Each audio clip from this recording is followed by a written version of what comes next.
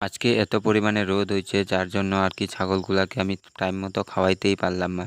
তো বন্ধুরা, এই যে দেখতেছো ছাগলগুলা ফার্ম থেকে বের করে এখন এইখানে বাইন্ধে রাখছি, কারণ এখানে সব ছাগল নাই, আর কিছু ছাগল বাইরে আছে।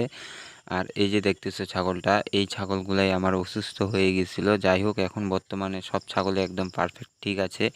তবে হ্যাঁ, অসুখের মধ্যে বলতে গেলে ছোট ছোট বাচ্চা কয়েকটা ছিল, সেই বাচ্চাগুলো একটু অসুস্থ আছে এখনও, মানে দুইটা বাচ্চা অসুস্থ আছে, আর বাদ বাকি সব বাচ্চাই ভালো। আর এই যে দেখতেছো, এটা হলো পাঠা।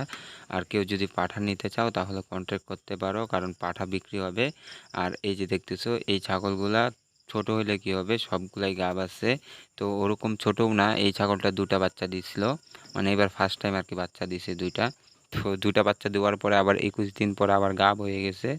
আর এই যে দেখতেছো ছাগলটা, এটাও গাব আছে। মোটামুটি অলমোস্ট আমার ফার্মে যতগুলা ছাগল আছে অর্ধেক ছাগলই গাব আছে। তো এখানে সব ছাগল যদিও বা নাই, আর যেহেতু এখন আমি বর্তমানে এই মাঠেই খাওয়াচ্ছি, আমি বাগানে এখন পর্যন্ত নিয়ে যাইনি, মানে এইবার আর কি নিয়ে যাইনি। তো তার জন্য আর কি অর্ধেক অর্ধেক করে ছাড়তেছি, কারণ এখন ছাড়ি ধরো 5টা ছাগল, পরে ছাড়ি আরও 5টা, তো ওরকমভাবেই ছাড়তেছি। তাই এখানে দেখতেছো 4-5টা ছাগল আছে, আর এখানে যে ছাগলগুলো আছে এইগুলো সব সুস্থ ছাগল আছে। আর ওইখানের মধ্যেই শুধু দুইটা বাচ্চা একটু খারাপ ছিল, তো যাই হোক, ঠাকুর দিলে ওই বাচ্চাগুলোও এখন মোটামুটি সুস্থ আছে, ওরকম কোনো রিস্ক নাই। তো আমি আবারও চলে আসলাম মাঠে, কারণ বাড়িতেও কিছু ছাগল আছে আর কিছু ছাগল মাঠে ছাড়া আছে। তো এই যে দেখতেছো ছাগলগুলা, এখানে যতগুলা দেখা যায় সম্পূর্ণ ছাগলই আমার ছাগল।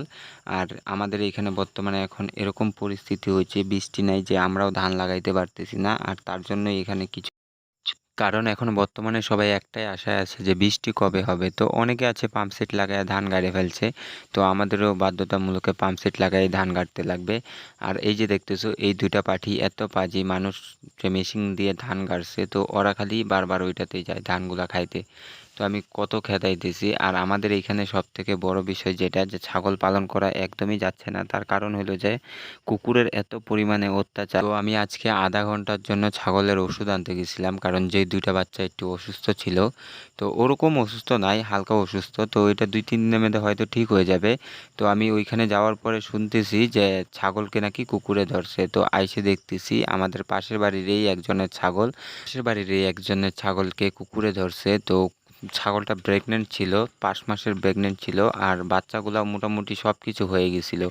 তো এরকমভাবে 4টা কুকুরে ধরছে, যখন তখনই শেষ, মানে 4টা কুকুর যদি একটা ছাগলকে ধরে তাহলে তো পালাবে কী করে।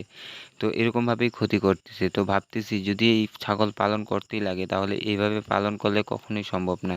কারণ তুমি যদি 20-25টা ছাগল নিয়ে ফার্ম করতে চাও তাহলে তোমাকে একবারে বন্ধ করে যদি করতে পারো তাহলে তুমি সাকসেসফুল হইতে পারো।